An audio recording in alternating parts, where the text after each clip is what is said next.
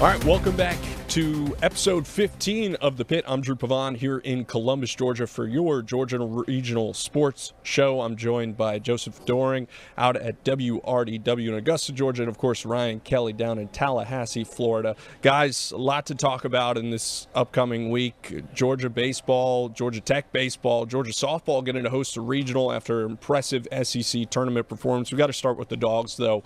Winning the SEC regular season title. Joe, I'll start with you. What have you thought about the baseball going on in Athens this year?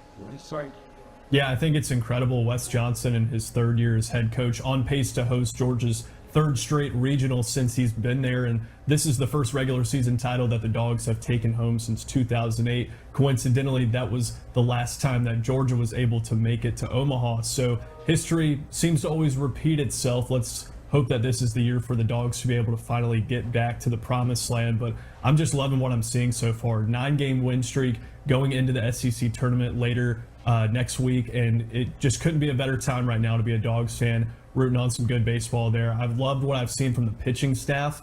We're going to get to Georgia Tech in just a minute, but the Dogs only played one game against the Yellow Jackets this year, and it was the Yellow Jackets taking home that victory. But Georgia's pitching staff outside of that has looked extremely phenomenal as they've gone along the whole season, not to mention the complementary offense that they've played, which has helped keep them in these high-score shootouts that we have seen in several games this season.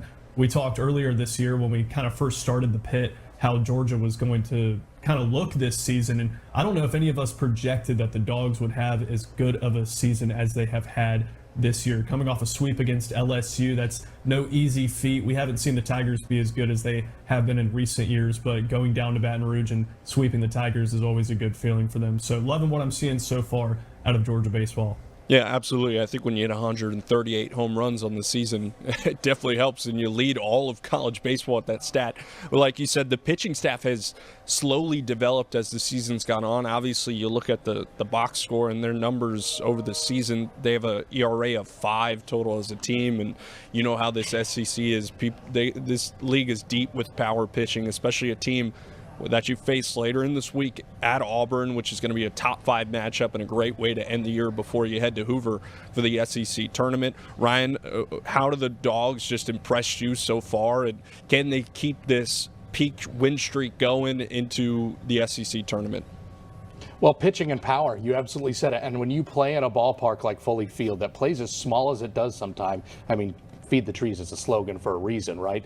You want guys that can hit balls, and you want pitchers that don't allow a lot of home runs and don't allow a lot of things. Wes Johnson has done such a phenomenal job recruiting to what this park is and what this program is. Because let's face it, there's been no reason for Georgia baseball to be as inconsistent as they've been since they made that College World Series final back in 2008 and fell to Fresno State. This is a team and a program that seems built for success. Georgia is such a talent-rich, baseball-loving state. So for Johnson to now come in, recruit what he's done, what is it now? I'm looking at the stats right here. It's 6 guys with double-digit home runs. You already said it. They lead the NCAA. They have so many power bats, an ERA under 5. I cannot wait for this series against Auburn this weekend. I got a chance to go out to Arlington with Florida State earlier this year when they played Auburn as a part of one of those tournaments. That was a really impressive team. They ended up digging out of an early hole. Florida State ended up going up 4-0, and then they walked them down and won that game. So I'm interested to see Dogs and Tigers, and I'm also interested to see, no matter what happens from here on out with Georgia, what happens with them as far as postseason positioning. Because yes, the SEC regular season champions, that holds a lot of weight, especially considering the traditional power that the SEC has.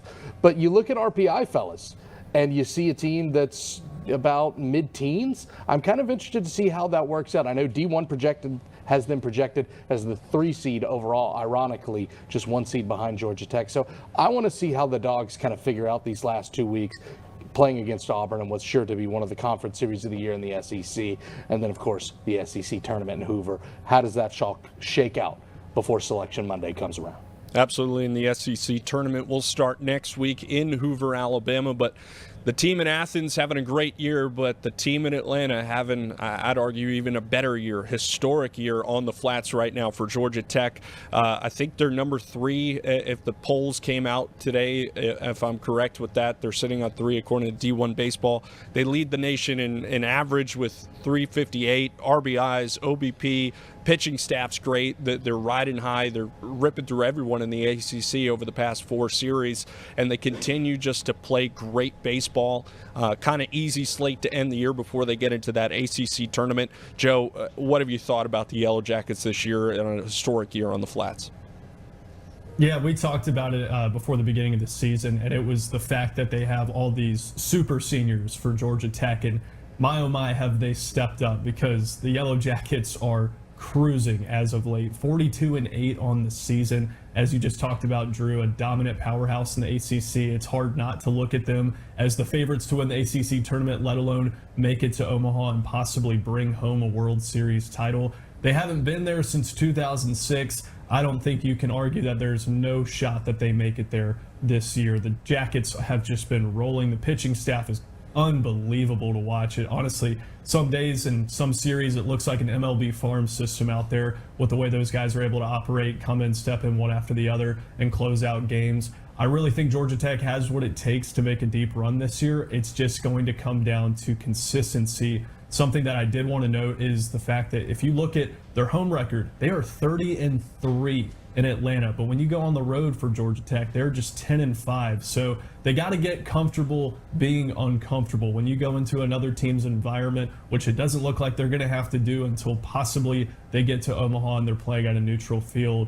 But you've got to be able to step up when you're not in familiar territory, playing teams that you haven't faced the entire season. That's all what the postseason is about in every single sport. You're playing teams that you haven't seen the entire year in different conferences. So if the Yellow Jackets are able to cruise into the ACC tournament, have a good performance, maybe even bring home the title, and then host the regional, get into Omaha, I don't see how you could pick against them, but they do have to have a little bit of consistency when it comes to these teams out of their territory. Yeah, Joe, I'm glad you brought that up. Both of these teams, Georgia and Georgia Tech, have not had the best success on the road, especially in conference play. And when you have two favorable sites in your home location, and you're probably going to be playing at home until you get to Omaha, that helps a lot outside of those conference tournaments. Ryan, 42 wins in only 50 games. That's going to be the first time in program history Georgia Tech has done that. Head coach in his first year. This is just the team that's buzzing, and I don't think anyone's going to be able to stop them, at least until they get to Omaha. Buzzing. I absolutely see what you did there. A ton of credit to James Ramsey. When we talked about the Jackets, about 5-6 weeks ago, coming off of that Florida State series, this was the perfect storm for James Ramsey. He's a young, energetic head coach. He was a great hitter in college in his own right. He's well respected in the coaching ranks, but he was also a part of Danny Hall's staff. He knew where the changes needed to be made, where the program needed to be modernized, and on top of that, he was the recruiting coordinator. Everybody who was already on this roster came because of James Ramsey. They wanted to play for the Rammer, but what's interesting to me, you already talked about it, this is a team that hasn't been as great on the road, and before we go to Charlotte for the ACC tournament, you're going to get an interesting little road test here for the Jackets. Heading to Boston College, who's been a pesky team, one of the surprises of the ACC this year. Of course, stubbed their toe last weekend against the Clemson Tigers. They lost 2 of 3 at Doug Kingsmore Stadium. But I am interested to see, the Eagles are a good team. They're a well-rounded team. Could a little bit of bird ball up in Brighton, Massachusetts give Rammer the guys trouble before the ACC tournament? But the one thing I will say, there is a certain thing. Yes, it's a new era. Yes, you have a new head coach. But sometimes those demons of the past, those trends and traditions in baseball or any other college sport, they have to be overcome. This is a Georgia Tech squad that, need I remind you, despite having some great years, despite having some great teams, whenever I think great Georgia Tech players, Buck Farmer always comes to mind. Of course, ended up pitching for the Tigers for a while, was a dominant ace for GT, but he never won a regional. 2006 was the last time that Georgia Tech has made it out of a regional. I want to see them do that. I want to see them exercise that demon. Again, I get it's a new coaching staff. I get it's a new day. But more talented, well, I don't want to say more talented Tech teams compared to this one, but very talented Tech teams have had their own regional and have fallen flat. I want to see them buck that trend before I really think, okay, this is a team that can go to Omaha, and this is a team that can really make some noise. I believe Rammer and the guys can do it, but sometimes you are what you are until you aren't.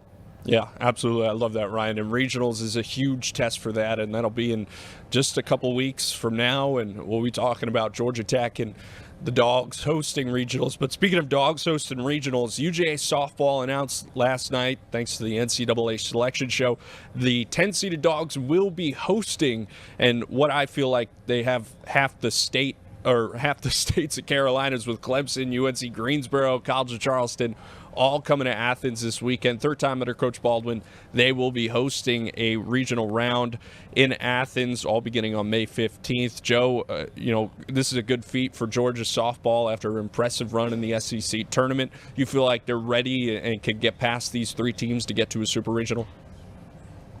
I think it's going to be tough. I think they got kind of a tough draw here, especially having Clemson coming into this regional. We know how historic of a program Clemson softball has been, and whether they're having the best season or not, it's just kind of like when you see Alabama football on your schedule and you get a little bit of worked up because it's got that script A on there. That's kind of what Clemson's paw print logo would do for me in the softball world. But Georgia doesn't discount anything that they've done this season. They're one of 9 SEC programs that's getting to host a regional, so that's an accomplishment in itself. I believe that tied the SEC record for most teams to host a first-round regional, so that's incredible. But Georgia has got to dig deep if they want to defend home turf and get out of this series still alive and survive in advance, because they haven't had the best season of those 8 other teams in the SEC that are hosting regionals, but the Dogs are certainly capable of getting out of this. But Clemson is going to be the biggest test if the Dogs end up having to face them to get out of there.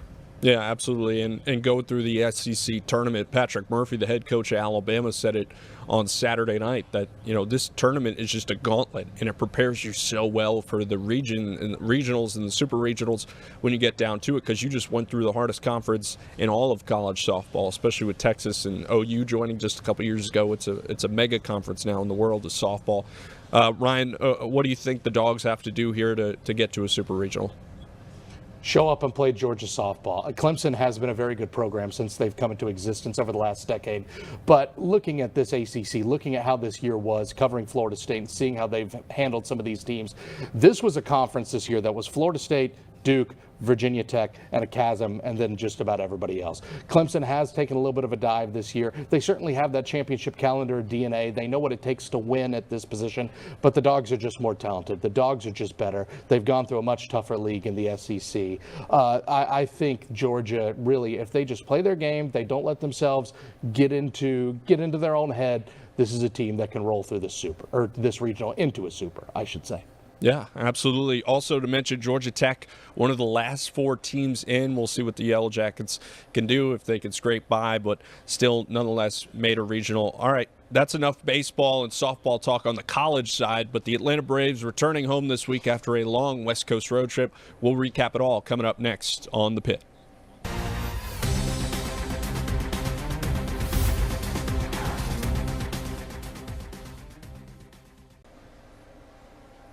All right, we're back on The Pit. We just talked Georgia Tech baseball, Georgia regional hosting this upcoming weekend. And, of course, the Atlanta Braves finally back after a 9-game West Coast road trip. 6-3 overall in the trip, pretty impressive. Seattle series kind of struggled a little bit.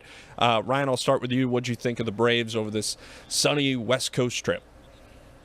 Oh, they lost a series. The season's over. It's done. It's done. Listen, of course, this is as good as it gets for Atlanta. Spencer Strider looked absolutely great against the Dodgers. We know Dodger Stadium has been a house of horrors for the Braves. It feels like, what was it, a 9-game losing streak going into this series in L.A.? To go in, to take care of business. I know it's on the screen right now. I mean, Matt Olson has been so good. He's legitimately going to put himself in NL East conversation as far as the MVP is concerned. NL conversation, not NL East. Could you imagine if we did division MVPs? Anyway, enough of me tangenting.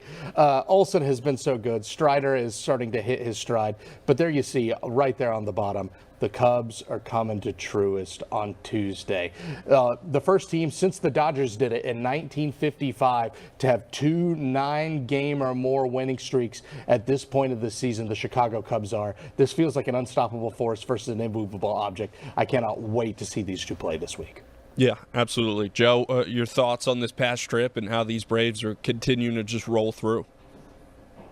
Yeah, I think it was incredible to see them finally win a series in Dodger Stadium for the first time since 2023. There was a tweet going around that said the Braves haven't won a game in Dodger Stadium since 2023. Then after they got that first win of the series in Game 2, the next tweet was they haven't won a series since 2023. So being able to knock both of those off the board was definitely a good confidence boost for the 11th series win of the season for the Braves, and we haven't even hit the mid-mark of May yet. So that's an incredible stat already. We talked about how the Braves didn't even hit 20 wins until June last year. Well, they're at 28 now. They're on pace for 115 wins. That would be 9 better than the season that they had in 1998 where they won 106, which is the franchise record for them. So it's a great time to be a Braves fan. I think with the Cubs coming to town starting Tuesday night, that's going to be a huge test, because one thing I keep hearing is the Braves haven't played anybody.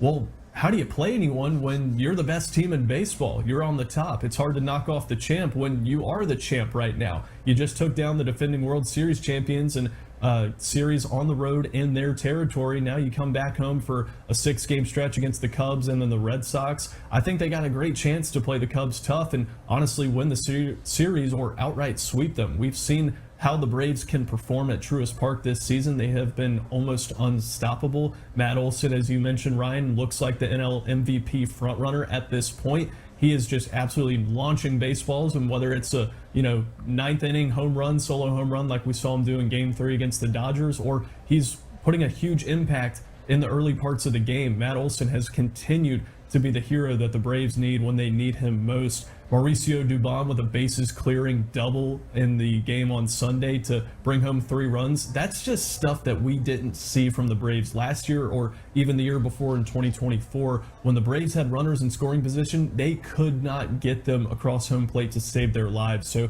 to see the entire offense step up as a whole has been a breath of fresh air, and it's really nice to see that this is continuing. It hasn't so far just been a spurt of offense and then everybody goes stagnant, maybe aside from that series in Seattle, but to see the consistency that they have had on offense, not to mention Bryce Elder looking like a potential Cy Young candidate, as crazy as that is to say with how much flack he's caught in the world of social media over the last couple years by Braves fans. So everything is clicking right now. Ha-Seong Kim is coming up because Eli White is now on the 7-day concussion protocol after we watched him make that miraculous catch off a Max Muncy hit in Game 3 Sunday. So the Braves have guys that can step up when they need them most. Ha-Seong Kim is going to be a great replacement for Eli White until Eli is able to get healthy and return to the rotation. So a lot of things cooking for the Braves. I don't see them losing this series to Chicago starting on Tuesday.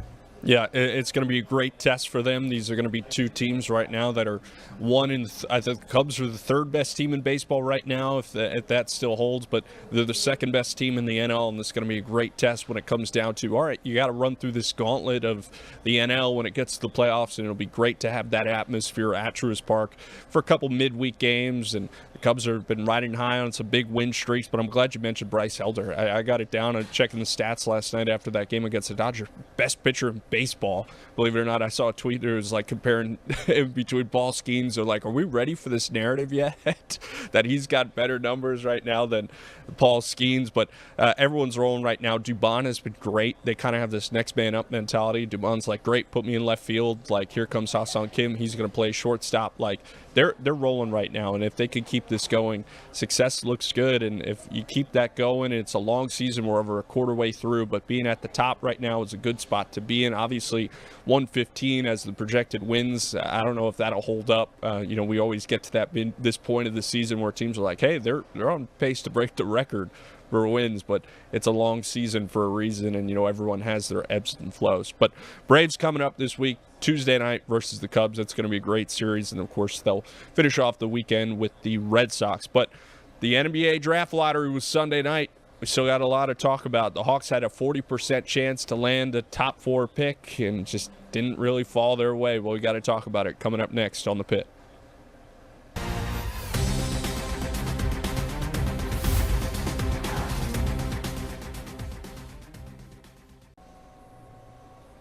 All right, welcome back into the pit. Before we go, we got to talk about NBA draft lottery. The Atlanta Hawks land the 8th pick in the draft after having a 40% chance to land a top 4 pick and even I think it was 12% chance to land that first overall pick, but landing where they were projected to land with the 8th pick overall. Joe, I'll start with you. 8th pick, what were your kind of expectations going into Sunday? Did you think they were going to get a top 4 pick? And what do you think of their options there at 8?